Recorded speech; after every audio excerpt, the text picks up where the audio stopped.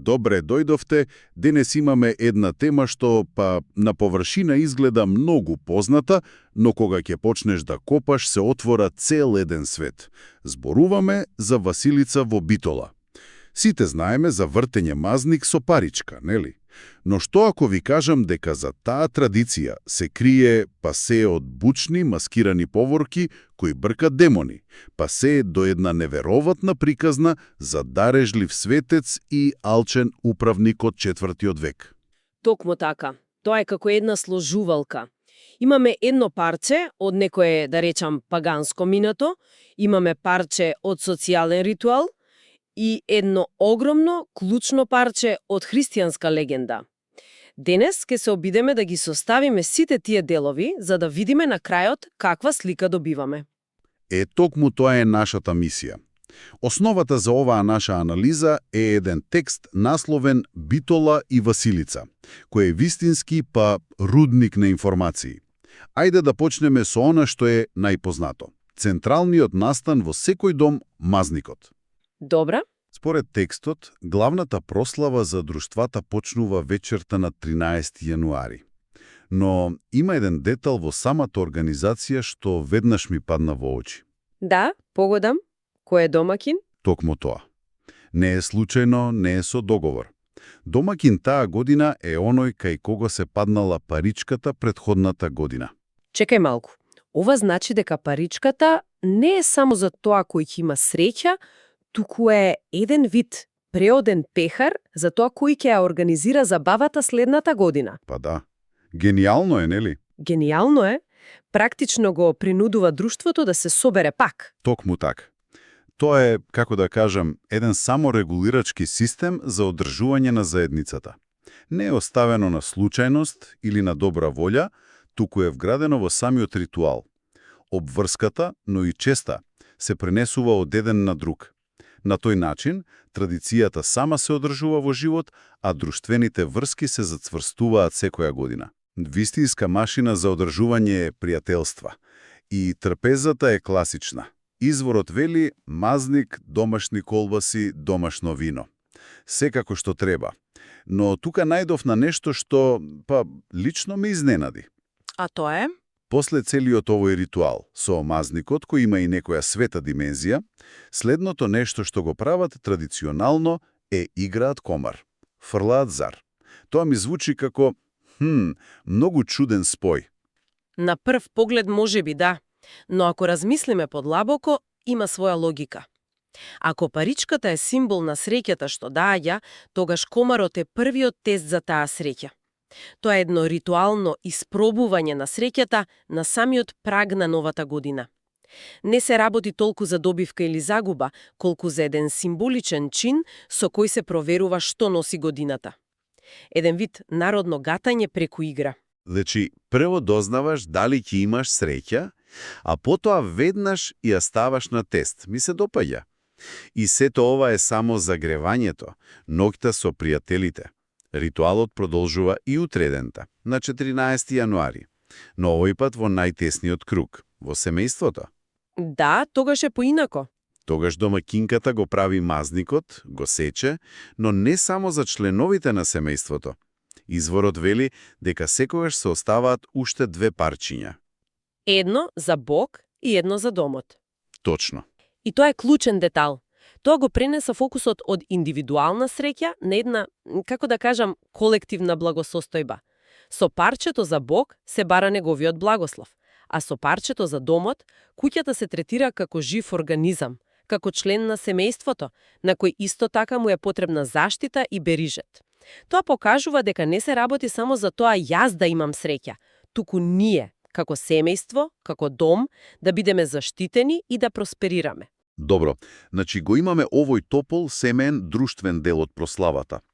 Но тука приказната добива еден многу помрачен, речиси мистичен пресврт. Изворот не воведува во верувањето за така наречените некрстени денови. Што е тоа всушност? Тоа е верување кое е длабоко вкоренето во народната традиција. Не само кај нас.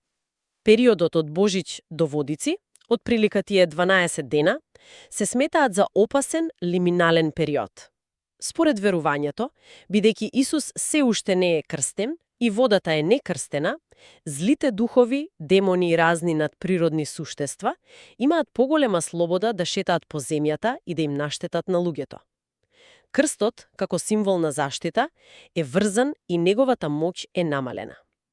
Значи имаме 12 дена во годината кога одбраната од злото е на минимум. Тоа звучи прилично застрашувачки. И предпоставам дека луѓето не седеле со скрстени раце. Секако дека не. Токму тоа не води до овие ритуали за кои зборуваме. Во етнологијата ги нарекуваме апотропејски ритуали. Звучи комплицирано, но идејата е едноставна. Тоа се ритуали чија единствена цел е да се заштити заедницата, да се избрка злото. А кои се најуниверзалните алатки за бркање на невидливи закани низ историјата? Бучава и оган. Токму така, бучава и оган. И тука на сцена стапуваат бабарите. Изворот дава еден неверојатно живописен опис. Утрото на Василица во Битола не започнува со тишина, туку со тапани, зурли и заглушувачка врева од клопотарци и звонци. Тоа е звукот на бабарите. Да, целото мало се буди со нив. Најчесто се група од 4 мажи, 2 кои мора да се неженети, се маскирани во зет и невеста, а другите 2 се облечени во стара и скината облека, со страшни маски и појаси со огромни звонци. Значи, имаме свадбена поворка и демони во едно. Токму таа двојност е клучна. Символиката е исклучително моќна. Од една страна, имаш зет и невеста. Тие се универзален символ на плодност, на создавање нов живот, на нов почеток. Со нив, заедницата символично го повикува она што го посакува во новата година. Раст, напредок, раѓање. А страшните маски и бучавата? Тие се директен напад врз злото. Тоа е ритуална војна. Со страшните ликови и заглушувачката врева, тие активно ги бркаат оние демони од некрстените денови. Значи, едните маски го символизираат она што сакаш да го привлечеш – живот и просперитет, а другите го символизираат она што сакаш да го одбиеш – болест, несреќа и зли сили. Буквално се води битка на улиците, на едно символично ниво. Ритуална војна. Тоа е одличен опис. И предпоставувам таа војна мора да има некое финално оружје. После целиот тој звучен напад, 100 следи. Дали огнот игра улога тука? Не е само за испраќање на старата година. Тој е врвен прочистувачки елемент. Огнот ја трансформира материјата, символично го гори сето она лошо од минатата година и го претвора во пепел. Но уште поважно со својата светлина, тој ја пробива темнината и физичката и духовната. Тој е символ на божествената светлина што конечно ги протерува сите остатоци од злите сили. Значи имаме комплетен ритуал, прво бучава за да ги исплашиш, а потоа оган за да го прочистиш просторот и да го осветлиш патот за новиот почеток. Ова звучи неверојатно. Дали вакви работи се уште се случуваат на толкаво ниво? Изворот споменува едно конкретно место, подпелистерското село Цапари, каде оваа традиција не само што е жива, туку е огромен настан. Да, Цапари е пример за тоа како една традиција може да се сочува со неверојатна жилавост. Таму секоја година се одржува голен василичарски карневал кој привлекува многу внимание. И тука има еден историски детал кој е фасцинантен. Според изворот, селаните раскажуваат дека карневалот во оваа форма датира од 50-тите години на 20-тиот век. Но и дека организаторите имале сериозни проблеми со тогашните власти кои не ја поддржувале традицијата. Да, тоа е многу важен момент. Можам да замислам како тоа изгледало. Власта веројатно гледала на тоа како на некое примитивно суеверно однесување, а за селаните тоа било дел од нивната душа. Неверојатен судир на светови. Тоа покренува едно важно прашање за отпорноста на традицијата. Фактот што обичајот опстоил, па дури и се одржувал, и покрај официјалното неодобрување, покажува колку длабоко е вкоренен во идентитетот на заедницата. Кога една традиција ќе се соочи со таков притисок, а сепак ќе преживее, тоа е најдобриот доказ за незината виталност. Тоа значи дека не е само забава, туку е нешто што ги дефинира како заедница. А како изгледа тој карневал во Цапари? Повторно се појавуваат невестата и зетот, но има и 2 сеимени, мажи во селска носија, кои го водат орото. и тие имаат посебна улога. Изворот вели дека сеимените влегуваат во секоја куќа во селото, домакините ги честат со ракија, а за возврат ги даруваат со пари. Значи, кога ќе ти влезат во куќа, тоа не е само за една голтка ракија. Има нешто повеќе, нели? Секако. Ритуалот на посета на домовите е класичен чин на благослов. Во тој момент, сеимените и другите маски не се само соседи кои се маскирале.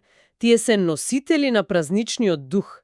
Со нивното влегување во домот, тие символично внесуваат среќа, здравје и плодност во таа куќа за целата наредна година. Значи, ракијата и парите се размена. Точно. Понудената ракија е чин на гостопримство и почит кон носителите на благословот, а парите се возврат за тој благослов. Тоа е реципрочна размена на добрина и позитивна енергија. Значи, семените се еден вид привремени свештеници на карневалот. Кога ќе влезат во твојата куќа, тоа е како да добиваш официјален благослов од празникот. Тоа е одличен начин да се опише. Тие се медиатори помеѓу надприродната, празнична енергија и секој дом поединечно. Со тоа, целиот карневал не останува само на улица, туку неговата позитивна моќ се дистрибуира во секоја куќа, во секое семејство. Добро. Ги склопивме социјалните делови, паганските ритуали за бркање демони, локалните специфики, но се уште не сме го одговориле главното прашање. Зошто Свети Васиви? И зошто токму паричка во леп? Изворот вели дека одговорот лежи во црквеното предание, во една приказна од животот на Свети Васили Велики, која звучи како сценарио за филм. Да, таа приказна е последниот и можеби најважниот дел од сложувалката. Таа му дава христијански печат и значење на целиот обичај. Приказната оди вака. Во 4 век, кога Свети Васили бил архиепископ во градот Кесарија, имало еден локален управник епарх, кој бил познат како многу алчен и суров. Имал навика редовно да доаѓа со војска и да го ограбува народот. Замисли го тоа. Кога Свети Васили слушнал дека епархот повторно се спрема да дојде, смислил план.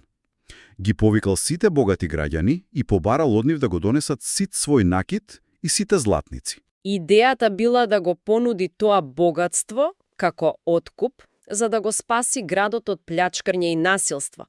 Тоа било еден очајнички потек. Токму така, кога епархот пристигнал со војската, Свети Василий излегол да го пречека и му го понудил целото собрано богатство.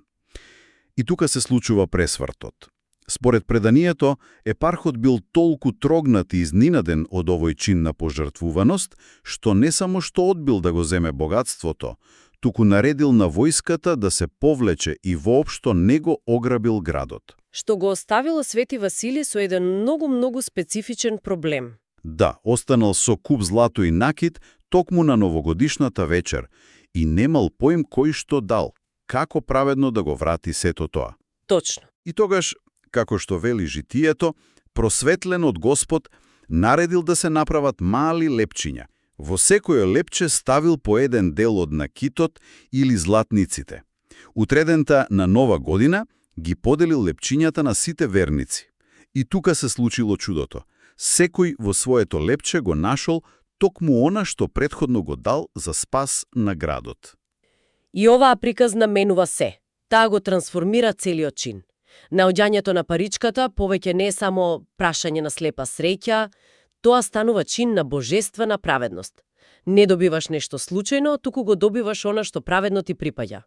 Леле, значи таа легенда целосно го преобликува значењето. Од пагански ритуал за среќа станува христијанска приказна за правда и чудо. Тоа е неверојатно софистицирано. Тоа е совршен пример како народните верувања, кои веројатно се многу постари, и црковните преданија се испреплетуваат и создаваат една комплексна и неверојатно издржлива традиција. Легендата не го брише стариот обичај, туку го надградува. Му дава подлабоко етичко значење, кое можело да биде прифатено во новиот христијански контекст. Па кога ќе се повлече црта, прославата на Василица во Битола е многу повеќе од сечење мазник. Тоа е живо наследство кое комбинира древни ритуали за заштита од злото, софистицирани механизми за поврзување на заедницата и сето тоа е обвиткано во една прекрасна приказна за чудото на Свети Василий.